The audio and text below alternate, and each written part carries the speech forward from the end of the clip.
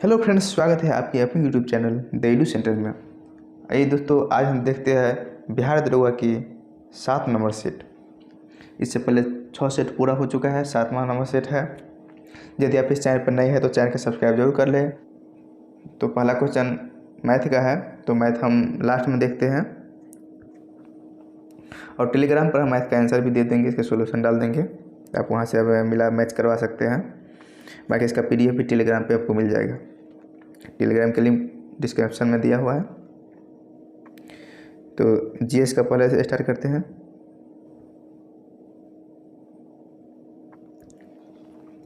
आज का पहला क्वेश्चन हुआ, अक्टूबर 2020 में पर्यटन मंत्रालय द्वारा जारी भारतीय पर्यटन सांख्यिकी 2020 के अनुसार साल 2019 में विदेशी पर्यटकों को आकर्षित करने में कौन सा राज्य शीर्ष स्थान पर रहा?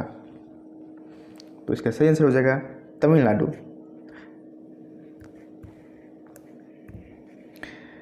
Sheikh Russel international air rifle championship 2020 की महिलाओं की स्पर्धा में स्वर्ण पदक किसने जीता? तो इसका सही आंसर हो जाएगा इलावेनिल बलारीवन। ए नंबर इसका सही हो जाएगा इलावेनिल बलारीवन। अगला क्वेश्चन है, अक्टूबर 2020 में शोभा नायडू का निधन हो गया। वह प्रसिद्ध नृत्यांगना थी। तो इसका सही आंसर हो जाएगा Kuchipudi. C number correct answer. 13वें ब्रिक्स शिखर सम्मेलन की मेजबानी निम्न में से किस देश के द्वारा की जाएगी? तो इसका राइट आंसर हो जाएगा भारत। अक्टूबर 2020 में किसके द्वारा SERB पावर योजना की शुरुआत की गई है? तो SERB पावर योजना की शुरुआत डॉक्टर हर्षवर्धन द्वारा किया गया है। बी नंबर इसका सही आंसर हो जाएगा। निम्नलिखित में से कौन सा जोवियन ग्रह नहीं है? यानी कि जोवियन ग्रह उसे कहता है जो बड़ा ग्रह है, पृथ्वी के समान ग्रह को जोवियन ग्रह कहा जाता है। तो कौन नहीं है? तो इसका सही आंसर हो जाएगा मंगल। मंगल जोवियन ग्रह नहीं है। बाकी शनि, बृहस्पति, यूरेनस ये सब जोवियन ग्रह है। अगला क्वेश्चन है, बिग बैंग की घटना कितने वर्ष पूर्व हुई थी? बिग बैंग की घटना लगभग 13.7 अरब वर्ष पहले हुआ था। तो डी नंबर इसका सही आंसर हो जाएगा। अगला क्वेश्चन है, कोयला निम्न में से किस प्रकार की शैल का उदाहरण है? कोयला निम्नलिखित में से किस प्रकार की शैल का उदाहरण है? तो इसका सही आंसर हो जाएगा अवसादी शैल। B number. वायुमंडल में हीलियम गैस का आयतन कितना प्रतिशत है? तो इसका सही आंसर हो जाएगा 0.0005। C number correct answer. Sargasso सागर किस महासागर का भाग है? तो इसका सही आंसर हो जाएगा अटलांटिक महासागर। D number correct answer. Andaman और निकोबार को कौन सा जल क्षेत्र अलग करता है? तो इसका सही आंसर हो जाएगा डी नंबर हो जाएगा इसका सही आंसर। वैसे अंडमान और निकोबार को 10 डिग्री चैनल अलग करता है। 10 डिग्री इसका सही आंसर हो जाएगा। कश्मीर घाटी निम्न में से किन दो पर्वत श्रेणी के बीच अवस्थित है? कश्मीर घाटी बृहद हिमालय और पीर पंजाल के बीच स्थित है। नेक्स्ट क्वेश्चन है, निम्नलिखित में से कौन सा नदी ज्वार नदमुख का निर्माण करती है? तो नर्मदा और Tapti. D number correct answer. Indravati किस नदी की सहायक नदी है? इंद्रावती किस नदी का सहायक नदी है? तो गोदावरी इसका सही आंसर हो जाएगा। पंपा सरोवर निम्न में से किस राज्य में स्थित है? तो पंपा सरोवर कर्नाटक राज्य में स्थित है। बी नंबर सही आंसर हो जाएगा। पोचमपाद परियोजना किस नदी पर स्थापित की गई है? तो इसका सही आंसर हो जाएगा गोदावरी नदी पर पोचमपाद परियोजना स्थापित किया गया है। अगला क्वेश्चन है, भारत में टीन का अधिकांश उत्पादन किस राज्य में होता है? तो टीन का सबसे ज़्यादा उत्पादन छत्तीसगढ़ में होता है। सी नंबर करेक्ट आंसर हो जाएगा।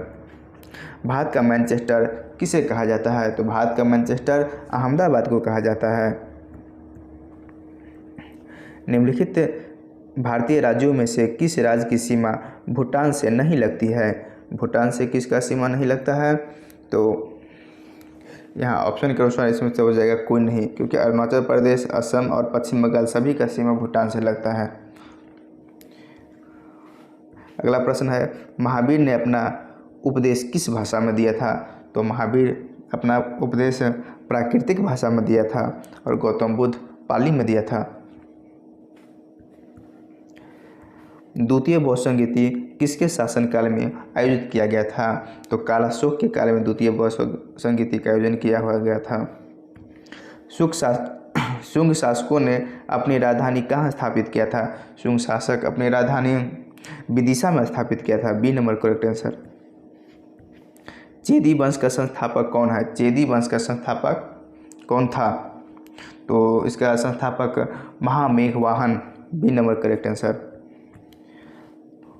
प्रथम हून आक्रमण किसके समय में हुआ था? तो हून आक्रमण स्कंदगुप्त के समय में हुआ था। सी नंबर करेक्ट आंसर हो जाएगा। महमूद गजनवी ने सोमनाथ मंदिर पर कब आक्रमण किया था? तो सोमनाथ मंदिर पर आक्रमण किया था, यह उनका 16वां आक्रमण था। 1025 ईस्वी में किया गया था। D number. अजमेर में 2.5 दिन का झोपड़ा मस्जिद का निर्माण किसने करवाया था? तो कुतुबुद्दीन ऐबक के द्वारा ही अजमेर में 2.5 दिन का झोपड़ा मस्जिद का निर्माण करवाया गया था। अगला क्वेश्चन है, इब्न बतूता किसके काल में भारत आया था? MBT मोहम्मद तुगलक के काल में इब्न बतूता आया था। मोहम्मद बिन तुगलक। अगला क्वेश्चन है, सरहिंद का युद्ध कब हुआ था? सरहिंद का युद्ध कब हुआ था? तो 1555 ईस्वी में सरहिंद का युद्ध हुआ था। पंचतंत्र का अनवार ए सुहेली नाम से फारसी भाषा में अनुवाद किसने किया था? तो इसका सही आंसर हो जाएगा हुसैन इब्न अली वैज। ए नंबर करेक्ट आंसर हो जाएगा।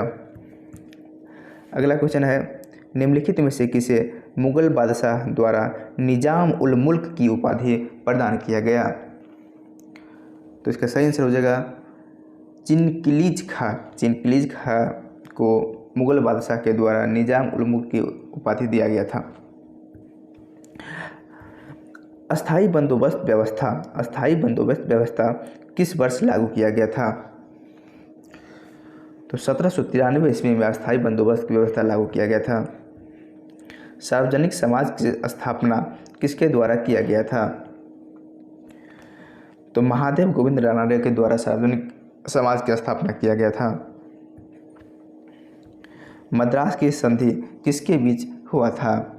तो अंग्रेज और हैदर अली के बीच मद्रास की संधि हुआ था।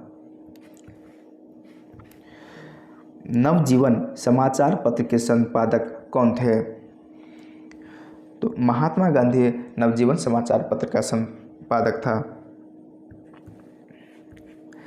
यूके सिन्हा समिति निम्नलिखित में से किससे संबंधित है?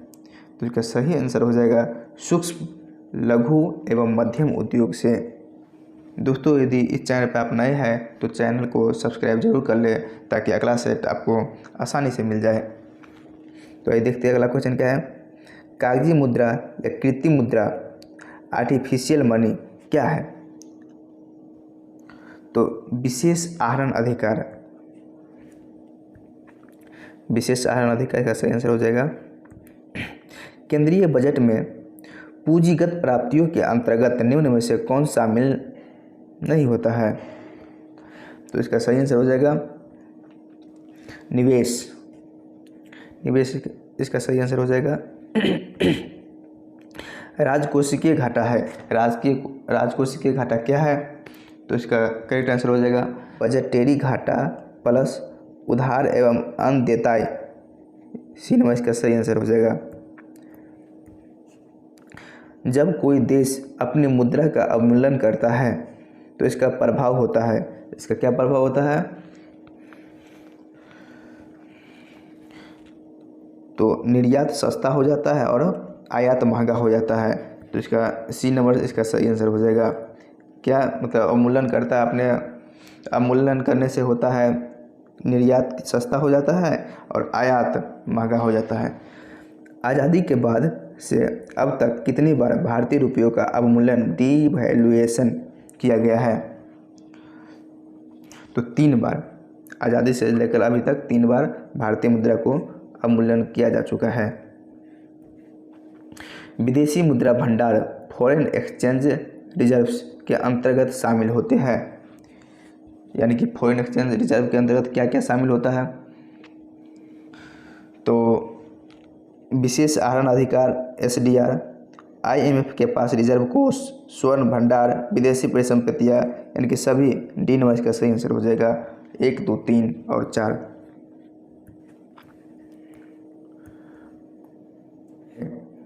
डॉक्टर राजेंद्र प्रसाद संविधान सभा के निम्न में से किस समिति के अध्यक्ष थे? तो इसका सही आंसर हो जाएगा प्रक्रिया नियम समिति, संचालन समिति, वित्त एवं कार्मिक समिति, उपयुक्त सभी। डी नंबर इसका सही आंसर हो जाएगा। अगला क्वेश्चन है, संसदीय शासन प्रणाली की प्रमुख विशेषता है। संसदीय शासन प्रणाली की प्रमुख विशेषता क्या है? तो इसका राइट आंसर हो जाएगा दोहरी कार्यपालिका और विधायी एवं कार्यपालिका के मध्य सामंजस्यपूर्ण संबंध, यानी कि सी नंबर इसका करेक्ट आंसर हो जाएगा।